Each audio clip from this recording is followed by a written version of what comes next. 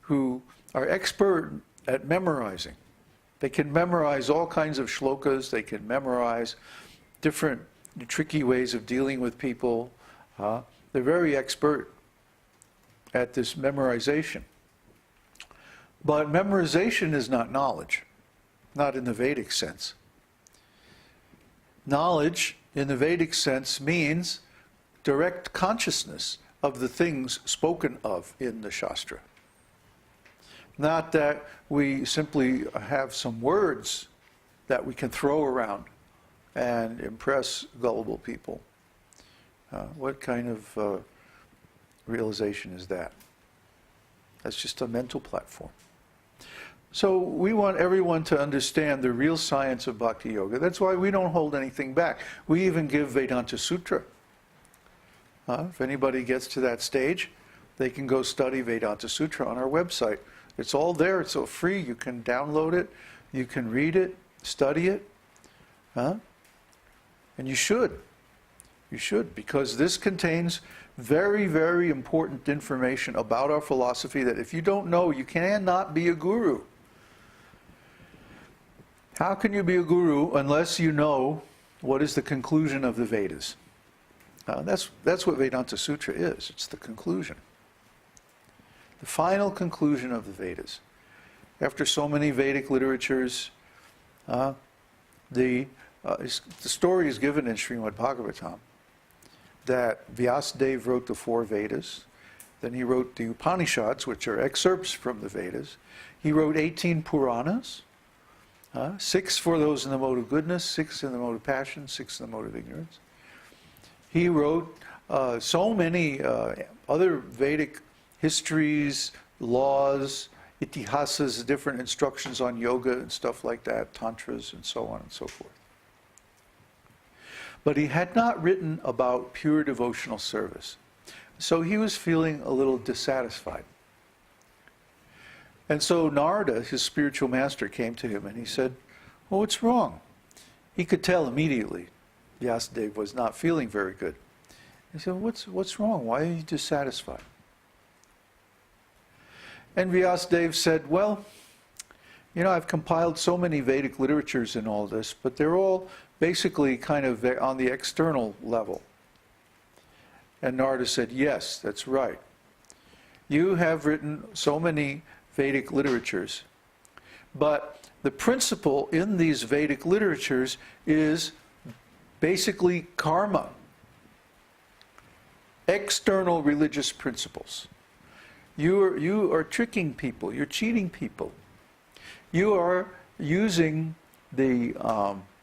you are offering them some material benefit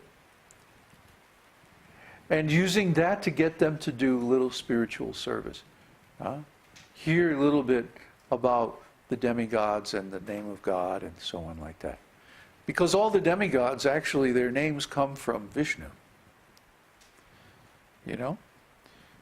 No? I didn't know. You didn't know that? No. Oh, yeah, they just borrow their names. Those aren't their real names.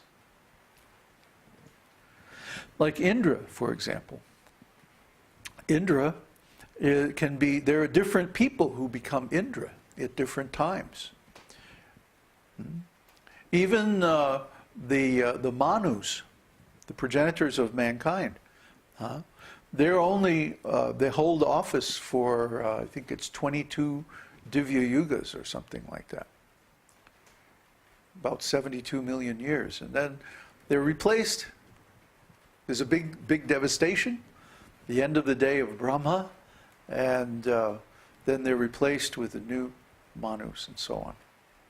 So there are many different individuals who hold these posts, known as Indra, Manus, Varuna, and the various other devas. It's not like there's one person and he's always Indra. No. Indra is a job.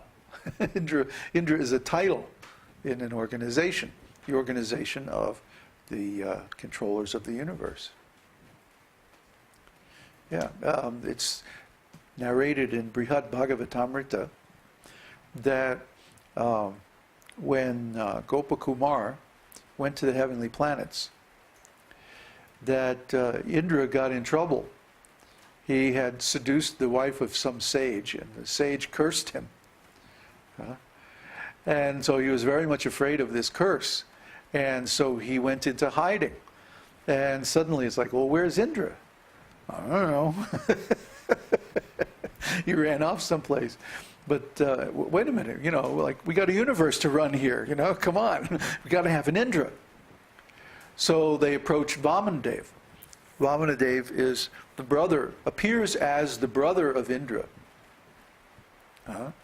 And Vamanadev said, well, let's just ask Gopakumar to be Indra for a while. So Gopakumar became Indra.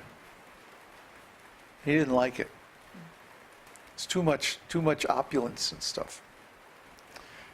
So he didn't like put on all the fancy clothes and jewels and all that stuff. He just kept his normal dress as a cowherd boy in. But somehow he did the duties of Indra. So you see, there's a lot of individuality, a lot of differences among the demigods, and their names originally come, well, you can see them in Vishnu Sahasranam. There's Indra, there's Dharma, which is the name of the Lord of Death, Yamaraj. His other name is Dharma. There's Durga, Shiva. All of these are names of the Supreme. But different demigods borrow those names because they perform certain functions associated with those names. Except Shiva. Well, Shiva, there's different Shivas. There's also different Shivas. Within each universe, first of all, there's the Sadashiva. Sadashiva is almost on the same level as Narayana. But he is directly in touch with Maya. He's directly in touch with the material energy. So he does not accept worship on the level of the Supreme Personality of Godhead. He has a different tattva. The Supreme Personality of Godhead, his ontological station is known as Vishnu Tattva. Vishnu means the controller, the all-pervading one, the source of everything, and so on. So all the expansions, all the direct expansions of Krishna are Vishnu Tattva. And their consorts are Lakshmis.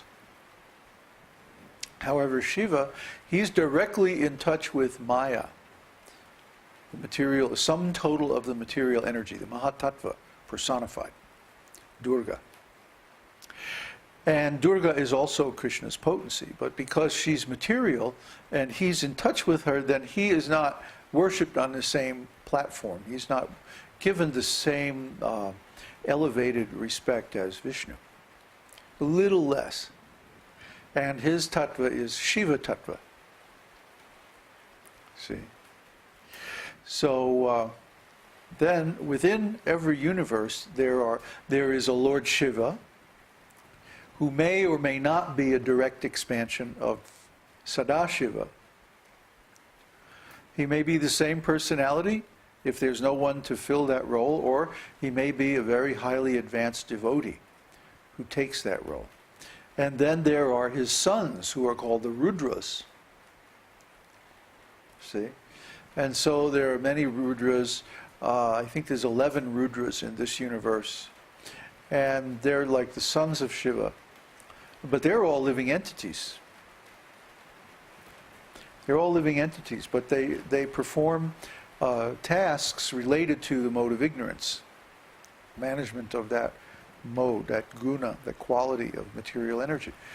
So you see, things are appropriately complex in the management of the universe, just to give the Lord the flexibility that he needs to create this masterful illusion. It's really wonderful, amazing what he does. So anyway, we should learn all these things. We should learn Śrīmad-Bhāgavatam, how it describes, first of all, the universal creation. Then it describes the process of devotional service.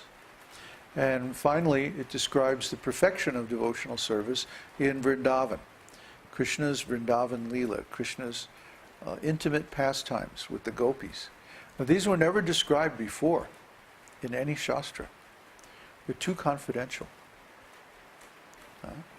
So, when Vyasadeva was chastised by his spiritual master, that, look, you're offering people some bribe. It's the same thing we're doing by instructing people to chant Vishnu Sahasranam. It is. I have nothing to hide. You want to be healthy, wealthy, famous, beautiful? Chant Vishnu Sahasranam. You want to have your material difficulties minimized? Chant Vishnu Sahasranam. Do you want to become prominent in whatever social circles you're in? Chant Vishnu Sahasranam.